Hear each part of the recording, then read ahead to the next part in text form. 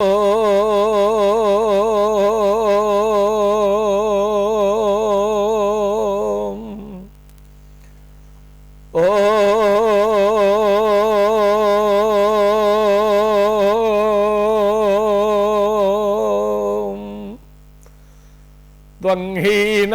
पिता वसो त्वं माता शतक्रतो बभूविथ अधाते सुम्नमीमहे।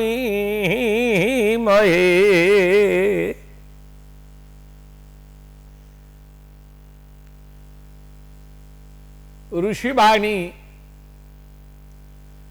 मानव जीवन रे सुधार आनिबा पाई एक अमर औषधि कहले अत्युक्ति हेब नाही। देखंतु जीव जगत को जदि आपण निरीक्षण करिवे अनेक जीव वर्तमान आउ देखिबा को मिलु नाहंती। एहार कारण हैला मनुष्यर स्वभाव, मनुष्यर आकृति, मनुष्याकृति, किंतु तार जो स्वभाव नेचर ताहा पैशाचिक प्रवृत्ति एहा हबा जोगु वर्तमान दुनियारू अनेक जीव शून्य हबारे लागिलेनी। देखंतु वर्तमान कलकारखाना बसा जिबा जोगु जंगल नष्ट होई गला। वर्तमान जंगल कटाही जंगल माटी रे जंगल पाखरे लोक अनेक कलकारखाना प्रतिष्ठा कले सरकार बा कंपानी माने। एहा द्वारा जंगल नष्ट हैला, अनियंत्रित हैला वृष्टि, नियंत्रण रे रहिला नाही। वृक्ष ही जीवन एवं एही वृक्ष द्वारा ही वृष्टि हुए सेतिकी नुहे। जलर स्तर ऊपर रुहे, जलर स्तर गछ जोगु ही ऊपर रुहे। वर्तमान जल स्तर बहु तलकू चली गलानी गछर अभाव रे।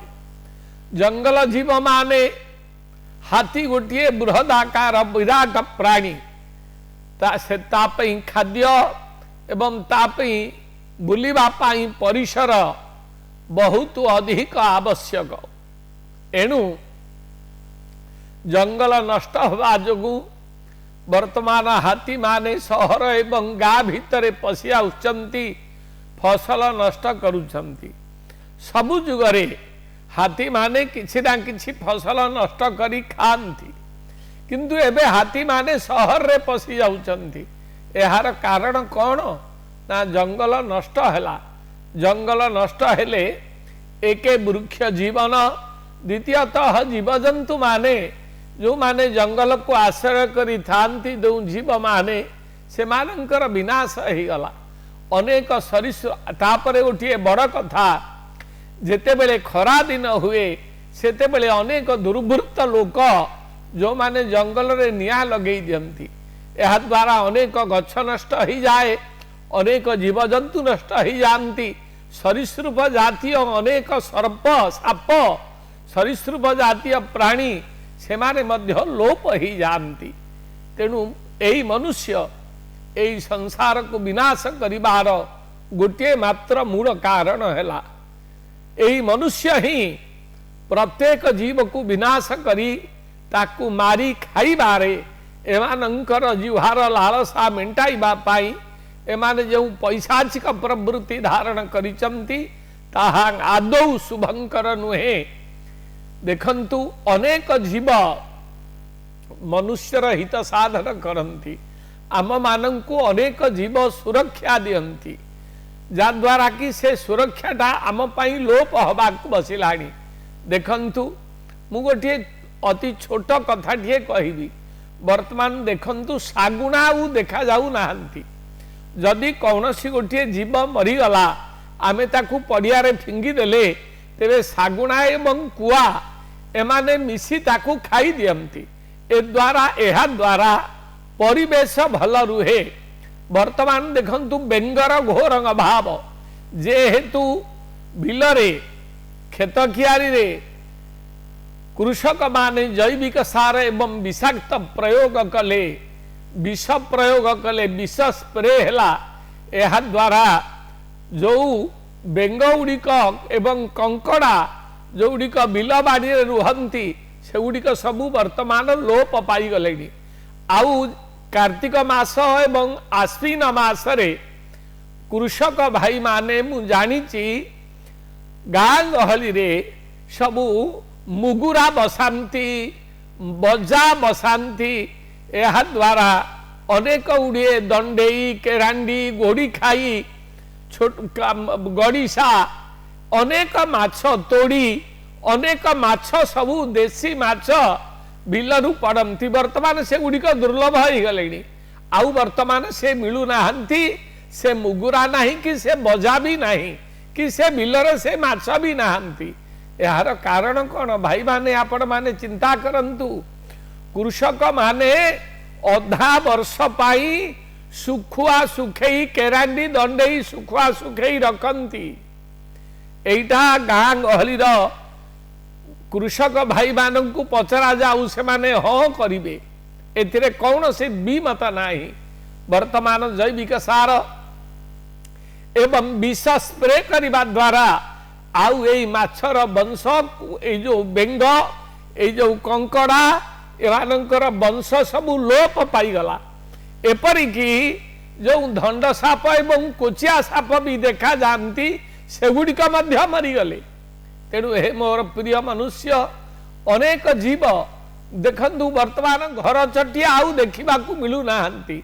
यार कारण कौन चाल घर थिले चाल भितर से माने घर करिकरी रहंती।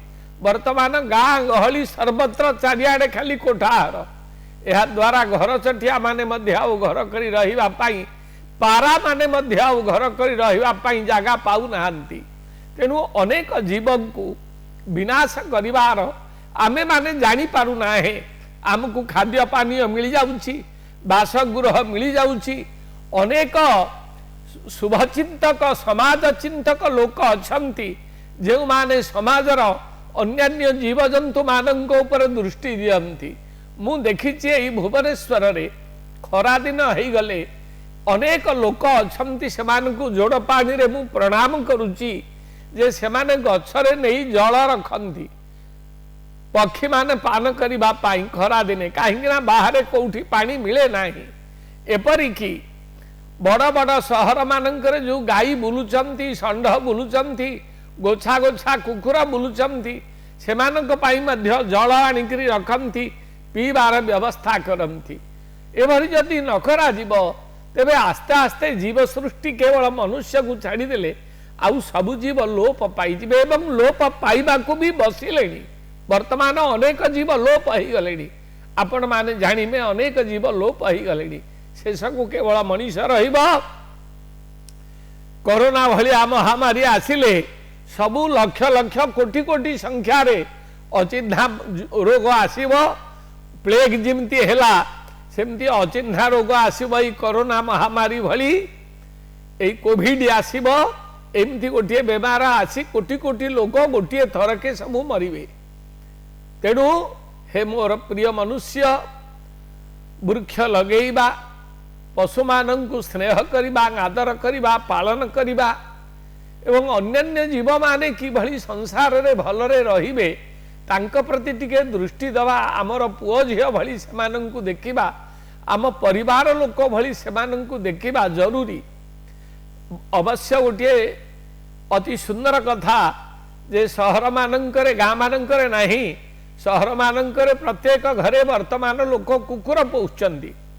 ठीक अच्छी कुकुर गोटे गृहपालित प्राणी एवं बहुत हितकारी ता पाखरे बहुत गुण अच्छी ता पाखरे जेतिकी गुण अच्छी आमे पाठरे पढ़ीचु चाणक्यंक भली एते बड़ मतिमान लोक जे कि कुकुरर गुण तांका आखि की देखागला से सेथिपाई कि कविता लिखिले हजार हजार वर्ष तले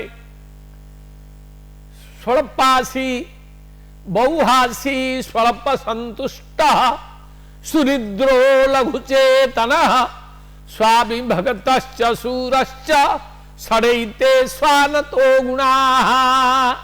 कुकुरर 6 गोटी गुण अच्छी, जो 6 गोटी गुण मनीष पाखरे नहीं। बहुहासी स्वल्प संतुष्ट।